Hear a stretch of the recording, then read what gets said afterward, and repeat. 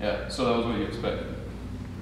I mean, we filed a first degree because we believed that the evidence showed premeditation and willful deliberate action, specific intent. We wouldn't have filed it. Yeah. Sorry. No, I'll grab this. They're good, I just want to let you know. No, thanks. I'm just gonna put them right here. Okay, I'll take them right now. She's got the other ones. Otherwise I will forget. Okay. They've been in my office mocking me for the last 2 months, so. After put this one on. No reason I can't have them for a couple more days. No, I mean, that's, a good point is we wouldn't have filed a first degree murder charge if we didn't think we could prove first degree. But it's not up to us, it's up to the jury, and the jury came back with what they felt was the correct result, so. Ben, could you share with us in what way you felt that you had a solid first degree case?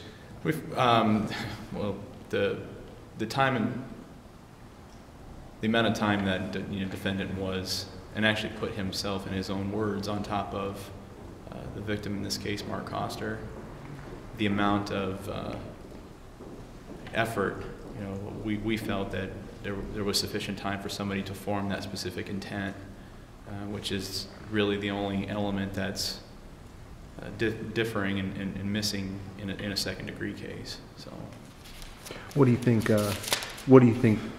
happened with the jury that made them come back second degree? I couldn't tell you. I don't know. They felt that he lacked that specific intent, obviously, and I know that's not a getting into any particulars, but that's why to the jury, that's why we try it in front of them is, they come in, they're objective. Toward this part of the case, I'm far from objective, but I don't know exactly why. Someday I'd like to sit on a jury, but it's not going to happen anytime soon. So, I guess kind of what's your reaction to the verdict coming down? I don't know. It's been going on for since we found Mark, which was November of 12, and it's taken us thousands of hours. We've traveled thousands of miles. And I thought about this a lot in the end. It's nobody wins. This isn't a victory. I don't relish in sending people to prison for the rest of he will be in prison the rest of his life, more likely than not. Because there is the 70% of the 50 years you have to serve, which is 35. He's going to be, 56 years old now, whatever. You seem pretty confident the pre-sentence investigation is going to come back and recommend 50? That's what it is my understanding. Maybe I'm mistaken on that. I don't think there's any discretion. Okay. It's just a 50-year sentence. Okay. With the 35, it would be 35 years would be the 70% that is statutorily required. It's my understanding. I think I'm accurate. I wouldn't be shocked if I wasn't, but I'm pretty sure that's the case. But like I said, nobody wins. Mark Koster's still gone.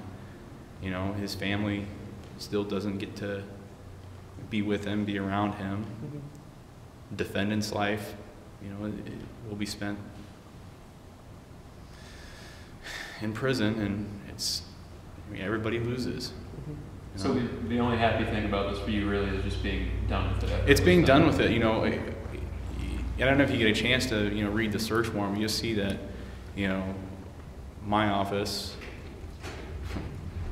Sac County, not Sac County, but the Sac City Police Department, and the Sac County Sheriff's in some small part, but there's a lot of time and energy and effort spent into getting it to this point. And I know I can, speaking for myself, I was comfortable with whatever the jury decided, and I may ultimately disagree with what they would have decided. And I'm not disagreeing with their verdict here. I thought it was appropriate. It was just that there was going to be some final, disposition and resolution one way or the other. it, like I said, we knew where Mark was. We found Mark. We knew who did it. You know, the only question left was under what circumstances did the victim's, Mark Koster's, life end, and we proved that it ended at the hands of the defendant, you know, unlawfully. So What would you say were maybe one or two of the key moments during the trial? Was it Green's testimony? Was it? I think Green's testimony was, I think it was damaging. And again, I can't say because I wasn't back there with the jury. I think the video, the demonstration that the defendant gave would have been about last year down in Florida for the officers. I think that was pretty compelling. Was it the difference, how the story changed, that's compelling, or just seeing him reenact it? I think seeing them reenact it, because, you know, like, I guess, not to piggyback on the theme, but, you know, seeing somebody's actions, you know, are so much more different than what they vocalize. And, you know, actions speak louder than words, like, you know, which was our theme in the case, if you didn't pick up on it. It just seemed, to me, that was what always made this a first-degree murder case, was the admission of hitting him in the head and then climbing on top, regardless of, I guess, of how it really went down. You know, that's the evidence. That's what he said. That was, you know, those were his own words. Were you expecting? Sorry, were you expecting him to try to flat out deny that he hit the body? Were you anticipating that? I was not anticipating that at all. I guess I do defense work for the Guard in my capacity as a soldier, and I get the best results. And granted, those are wholly different than a first-degree murder case. Is when my soldier testifies and my client, it's on their knees, you know, 100% unequivocal contrition, because I think that the jury wants to see that, and I can't speak for the jury, but I was surprised at the lack of contrition that the defendant had. And, you know, defendants, in my opinion, he's far from the worst. You know, what he did was illegal, and he's going to pay the consequence. But I think, I don't know, I'm conflicted. So I think there's a lot of other people out there that should be put away. I want to go back to the video a little bit. In the video, there was, as you referred to earlier, the imagery of Mr. Green getting on top of the officer, simulating a baseball bat, and what he did to Mr. Koster. Yeah. Did the defense object to that imagery coming into the trial? You mean the video of him doing that? Yes. I don't believe they did. They moved to suppress. They moved to suppress? The interview in its entirety, but it wasn't, they never specifically pointed out that one thing. What was the basis for allowing that then, for not having that be suppressed? I think the judge decided that defendant wasn't in custody. There was no custodial interrogation. I think that the suppression, when it was about a month before the first trial started on this, the judge ruled that defendant was not in custody, and therefore he did not need to be Mirandized. He wasn't Mirandized, and that was, you know, you go back and, you know, hopefully you get a chance to, you know, look at all this in its entirety, the investigation, you know, the prosecution. And, it's a lot of work, you know. It's emotional. It's, you know, How much? What kind? Can you give us a feeling of how much time the officers and yourself spent pursuing him, and how that happened? I mean, we have a sense from the trial that there was, you know, some cell phone that were being tracked, or some emails or something electronically. But what exactly? How did you guys find him exactly? We found him, and like I said, you guys should be able to look at that search warrant now that's sealed, but we had located him by obtaining his telephone number from his friend. We had found the friend through bank records, the friend that had loaned him money. We applied for a cell phone warrant just to get his GPS tracking, and we tracked him probably for a week. And it's not like TV. You just don't get on a plane and go.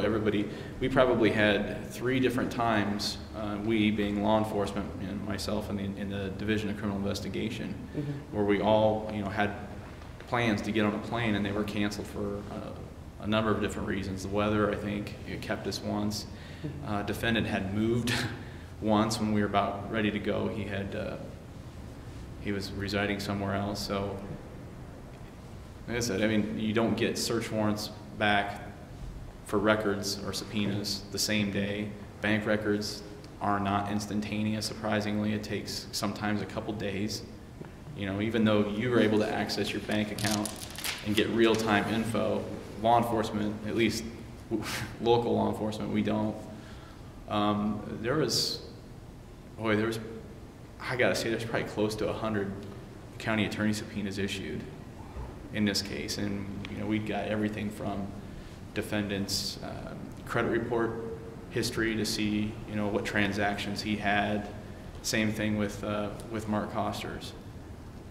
And I guess what ultimately led us to defendant was one of the credit reports, or the credit report we had for defendant was T-Mobile cell phone records.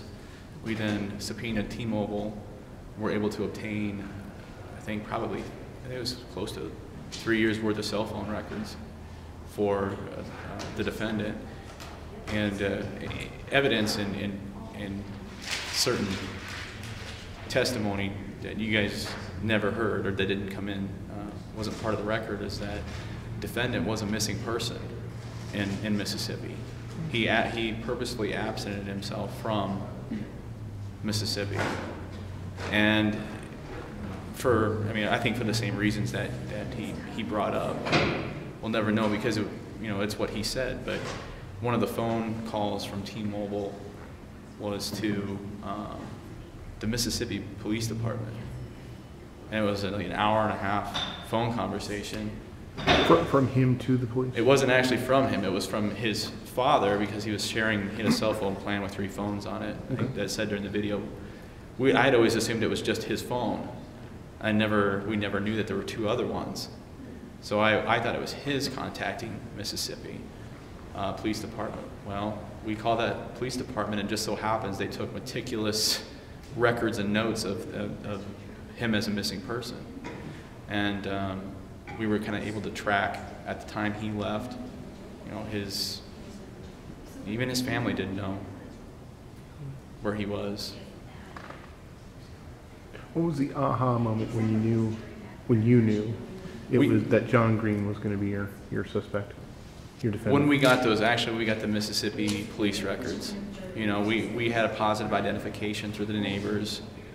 We got the police records from Mississippi indicating he was a missing person, and that didn't mean he was, that proved first-degree murder. It solidified my thinking that he was in fact probably the last person to see Mark alive, and understanding that people don't bury themselves in their basement. That he was somebody that we wanted to talk to. We went down there with. I guess we went down there thinking that he was going to tell us to go pound sand. And had he done that, we probably would have got back on a plane and turned right back around. We would have never filed a charge. Without his confession, admission, confession, whatever, there's no way, I don't think you could have proved beyond a reasonable doubt that he was responsible on any level. So getting that was huge, and we all went down there with the idea that he would never admit to it. And I was watching the video in the other room, and the officers would come out to get coffee or whatever, and we'd discuss the case, or discuss, just trying to get as much information as we could. I know that defense, they like to play up the fact that, we didn't thoroughly vet Mark Koster's, mental health before filing the charge, and we had done something. We had done some investigating, and ultimately that didn't really matter. He didn't care if you climb on top of. I don't know. You didn't know you didn't even know there was a fight at that point. We had no idea how it went down. I mean, he could have accidentally fallen down the stairs. He was, by all accounts, frail. I mean, like, that testimony is, I think was spot on. Is that he could have died of natural causes. He could have died of natural causes and decided, I don't want this associated with me. I'm just going to put him in the basement. Like I said, Was there ever a point where you, let me ask this a different way. Did you ever look at anybody else yeah, prior to Mr. Green? yeah. How extensive was that list? I'd say there was, including Tom Falke, obviously Tom being a friend, his name being on the note on the door, was a suspect, and he was interviewed. And there are a couple others I don't want to mention just because it doesn't matter. It wouldn't be fair to them, but there were a number of people that we looked at. And when you were looking at them, this was prior to finding or landing on Green? I think we had known about John Green when we had interviewed other people, not before Tom, but while we were, looking at John, there were a number of other people. See this, Curtis, you get it, because it's a one-person office. This is something that took a lot of extra time, and other things come up, and then then you spend time working on it. I don't know. It's hard to explain it. I probably played through my head, 1,000 times how this went down, what actually, happened. And in the end, it doesn't matter. It doesn't matter, why they fought, what started it. So, there's no winners. This isn't a win. I'm excited to go home. I haven't seen my wife in a week, This isn't something that I tack to my wall, as a whatever, as a trophy. It's just no winners. So, but like I said, one of the things that we'd always agreed on was that no matter what happened, we always know who did it. I think I told you guys this. We know who did it. We know where Mark was. His family had some, sense of closure.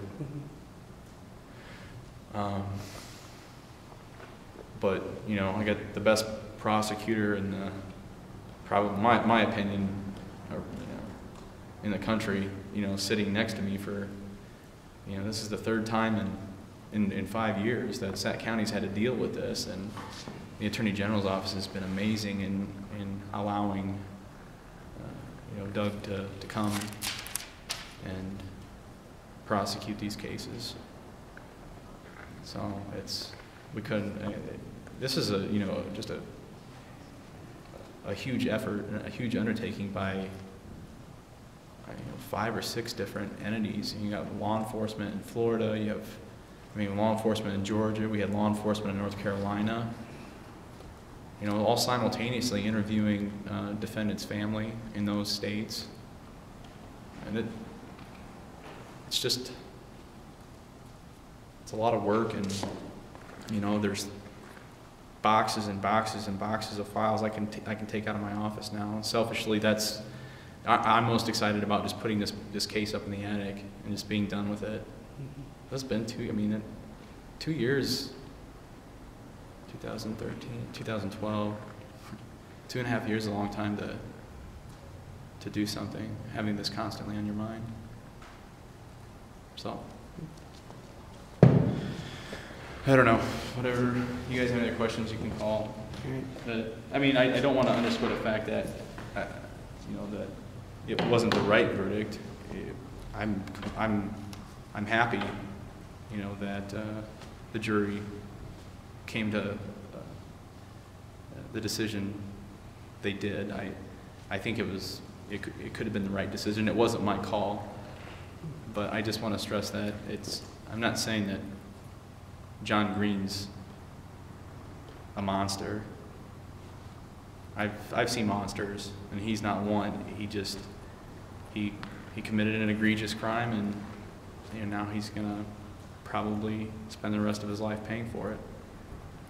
And like I said, it's unfortunate, but I'm happy for the family, and I'm happy for law enforcement. I'm happy for, you know, everybody that spent time working on this case.